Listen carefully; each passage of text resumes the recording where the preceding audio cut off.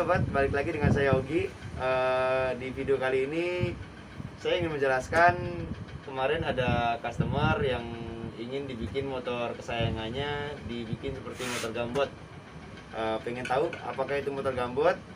Nah, motor gambot itu ada sedikit robahan atau custom dari segi kaki-kaki atau ban, dibikin lebih gede.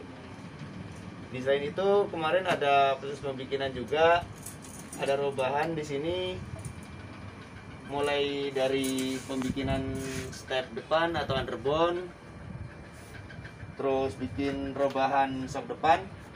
Saya pakai punya Vixen dari arm belakang, kita pakai punya R15, dan ukuran velg di sini dibikin lebih lebar lagi atau ada robahan lagi di sini pakai punya R15 juga. Nah, ada tambahan juga, ada permintaan kemarin nih di sini minta dibikin pasang kopling hidrolik di sini biar lebih enteng katanya gitu. Perubahan juga dari disk kaliper depan, ada robahan dari bahan variasi. Di sini dibikin master rem lebih gede dan kalipernya ada 4, atau yang lebih dikenal dari pala babinya ada 4. Ini sudah jadi, sama di sini lebih besar. Dari segi kaki-kaki belakang atau arm, di sini memang kita pakai atau permintaan dari yang punya motor request minta custom dari arm punya R15, Yamaha R15. Di sini ada robahan dari bos depan, mulai bos depan sampai dudukan shock belakang ini ada sedikit robahan. Udah, sama paling di sini dari segi bos-bosan atau bracket nih yang udah jadi, kemarin sudah sempat saya bikin. Ini untuk bracket kaliper belakang, bikin di sini custom.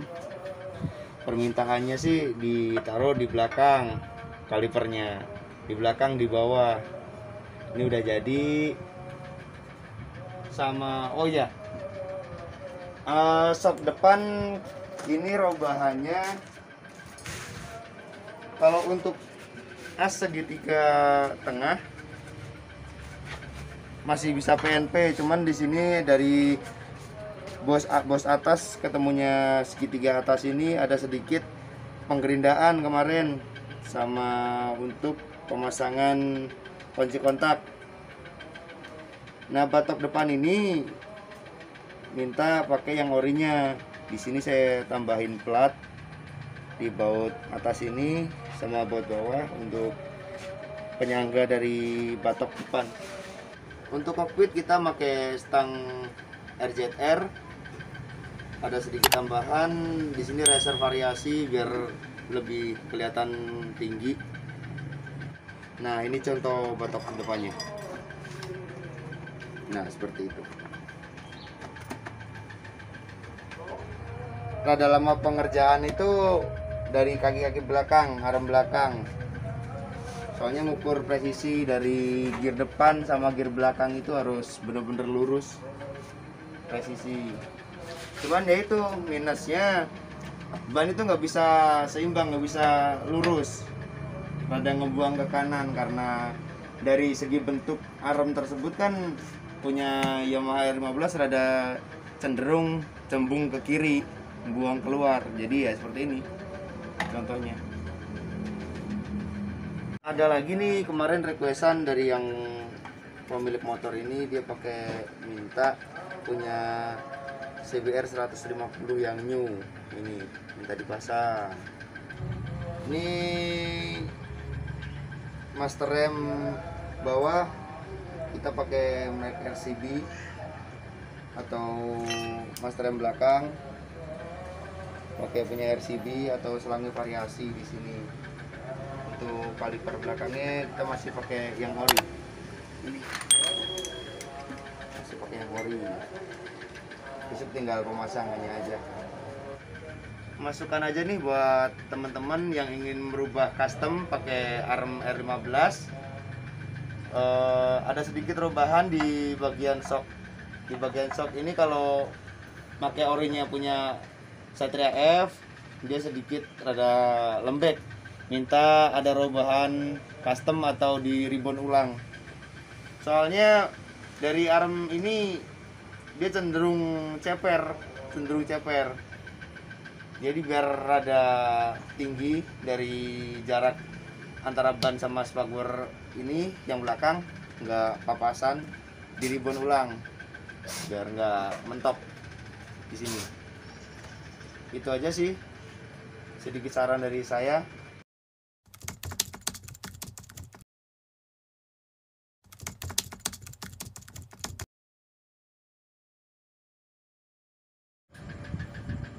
Pertama memang suka gitu ngelihat gitu, wah bannya besar nih gitu, terus kekar lah, elegan gitu. Saya suka yang elegan sama futuristik lah gitu.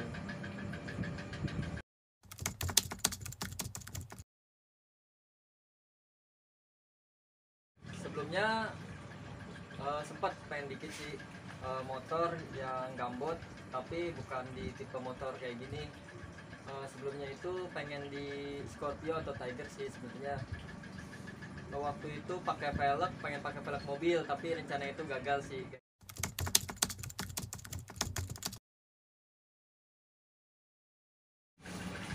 Sebagian besar sih udah di custom nih sama Omogi sendiri, OSJM.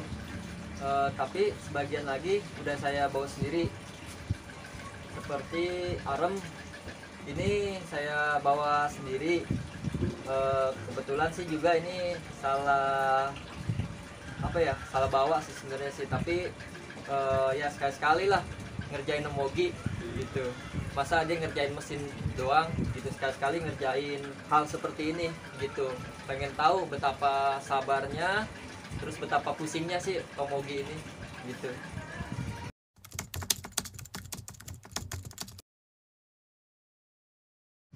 Saya kenal OSJM itu dari searching sih di YouTube pertama ya. Saya lihat beberapa konten-kontennya itu menarik gitu. Nah terus juga ada referensi-referensi dari teman-teman. Ini OSJM ini rekomendasi gitu. Nah akhirnya saya mencoba main dan konsultasi di OSJM gitu. Dan saya bersyukur gitu bisa ketemu sama OSJM nih, Omogi. Dan saya juga nggak nyangka juga bisa secocok ini gitu. Sampai-sampai saya yang bikin kaget, pekerjaan Om Ogi yang sebenarnya tuh sampai terpending, tapi dia lebih serius ngerjain ini gitu. Ya saya sih salut, terus juga wah ini mantep banget lah, pokoknya lah benar-benar rekomendasi gitu.